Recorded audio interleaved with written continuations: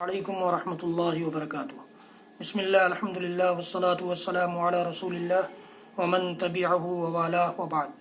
محترم ناظرین و سامعین، اسلامی بھائیوں، دوستوں، عزیزوں، ماؤں اور بہنوں، رمضان مبارک سیریز کے اس ویڈیو میں ہم جانیں گے کہ وہ کون سے کام ہیں جن سے روزہ مکروہ نہیں ہوتا، خراب نہیں ہوتا۔ عام طور سے لوگ اپنے سے بہت ساری چیزیں گڑھ لیتے ہیں۔ آج ہی میرے پاس ایک فون آیا تھا کہ عطر لگانے سے روزہ مکروہ ہو جاتا ہے، خراب ہو جاتا ہے۔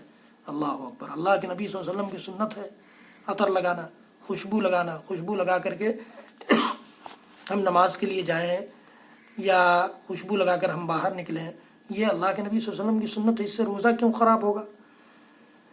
دیکھیے، بھول چوک سے کھا پی لینے سے روزہ نہیں ٹوٹتا، اس سے پہلے بھی بات آ چکی ہے۔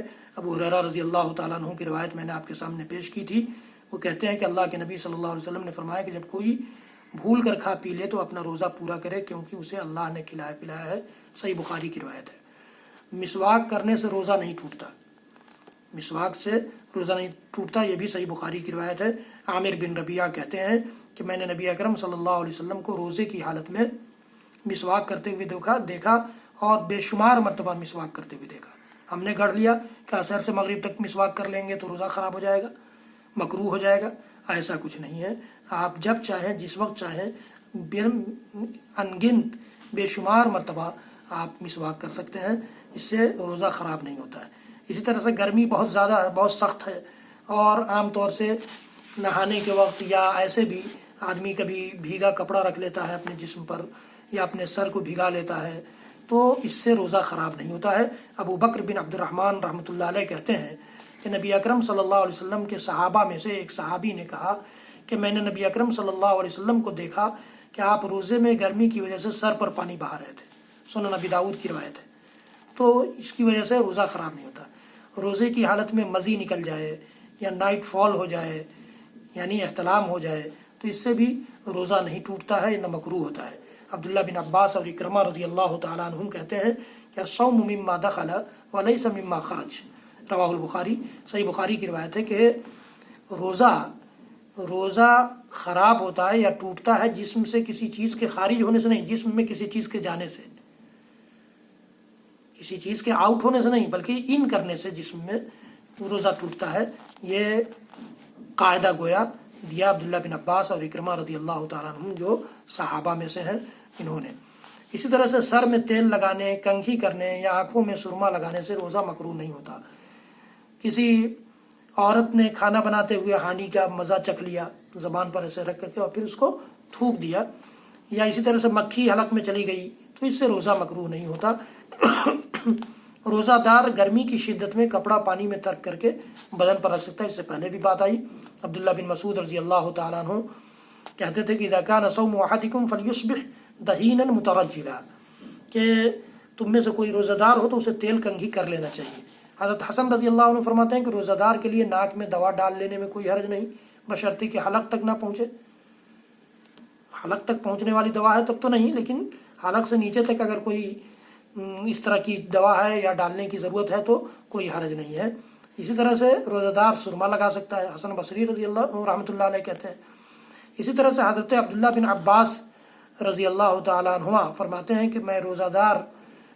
کہ روزہ دار ہڈیا یا کسی دوسری چیز کا ذائقہ چکھ لے تو کوئی حرج نہیں۔ حضرت عطا اور قتادہ رضی اللہ تعالیٰ عنہ نے کہا کہ روزہ دار اپنا تھوک نگل سکتا ہے، بہت سے لوگ نہیں جانتے ہیں تو تھوک بھی باہر پھینکتے رہتے ہیں۔ حضرت حسن کہتے ہیں کہ اگر مکھی روزہ دار کے حلق میں چلی جائے تو کوئی حرج نہیں۔ حضرت عبداللہ بن عمر رضی اللہ عنہما نے روزے کی حالت میں کپڑا تر کیا اور اپنے جسم پر ڈالا۔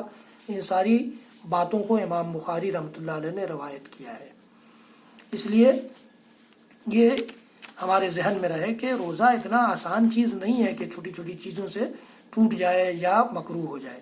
جو بڑی بڑی چیزیں ہم کر لیتے ہیں، جو آئندہ آئے گی بات کہ کس سے روزہ خراب ہوتا ہے، آپ دیکھیے گا کہ اس کے ان باتوں کے مقابلے میں ان باتوں میں کوئی چیز نہیں ہے جن سے ہم سمجھتے ہیں کہ روزہ مکروہ ہو جاتا ہے، اور وہ ہم کرتے ہیں۔ وہ بڑی بڑی باتیں سب کرتے ہیں جن سے روزہ خراب ہوتا ہے، وہ جب آپ کے سامنے بیان ہوگا تو آپ کو پتہ چلے گا کہ ہم کس چیز میں ملوث ہیں اور کس چیز کو چھوڑے بیٹھے ہیں۔ اگر کسی پر غسل فرض تھا لیکن وہ صبح نہیں اٹھ پایا، فجر کی نماز سے پہلے دیر سے اٹھا، تو تو روزہ رکھنے میں کوئی حرج نہیں، اس کو روزہ اس کا ہو جائے گا۔ البتہ کوشش کرنی چاہیے کہ وہ کوشش کرنی چاہیے کہ وہ وقت پر اٹھ کر کے غسل کر لے اور نماز ادا کر لے۔ ابو بکر بن عبد الرحمن کی روایت میرے سامنے ہے کہ میرے والد حضرت عائشہ رضی اللہ عنہ کے پاس آئے، یعنی ابو بکر بن عبد الرحمن کہتے ہیں کہ ان کے والد عبد الرحمن جو حضرت عائشہ صدیقہ رضی اللہ تعالیٰ عنہ کے بھائی تھے، وہ آئے اما عائشہ کے پاس۔ تو اما عائشہ نے بیان کیا کہ میں گواہی دیتی ہوں کہ رسول اللہ صلی اللہ علیہ وسلم احتلام کے سبب سے نہیں بلکہ جماع کے سبب سے حالت جنابت میں صبح کرتے اور غسل کیے بغیر روزہ رکھتے، بعد میں نماز فجر سے پہلے غسل فرماتے۔ یعنی روزہ شروع ہو گیا، روزہ تو فجر کا وقت شروع ہوا کہ روزہ شروع ہو گیا، اس کے بعد پھر آپ غسل فرما کر کے پھر وقت رہتے ہوئے سورج طلوع ہونے سے پہلے پہلے فجر کی نماز پڑھا کرتے تھے۔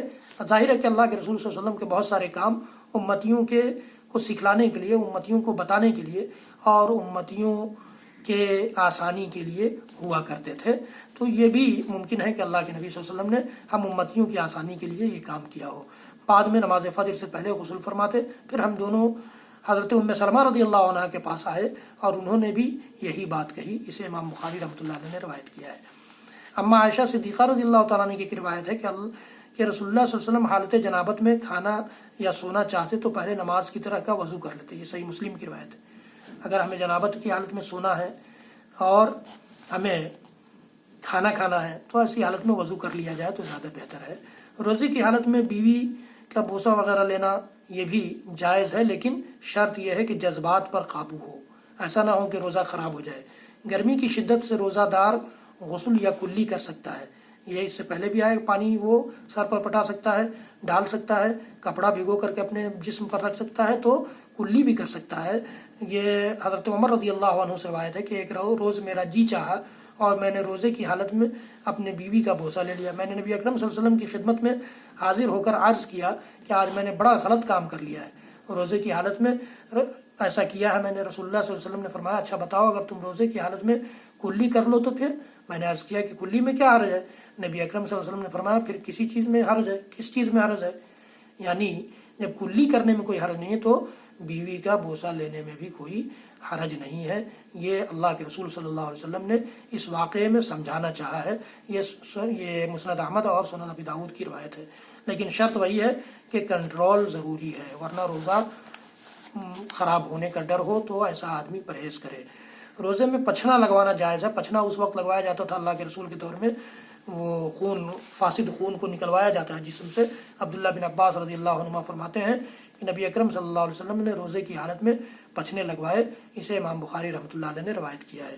علاج کے طور پر سوئی، بلیڈ یا استرے کے ساتھ پنڈلی سے خون نکالنے کو پچھنا لگوانا کہتے ہیں۔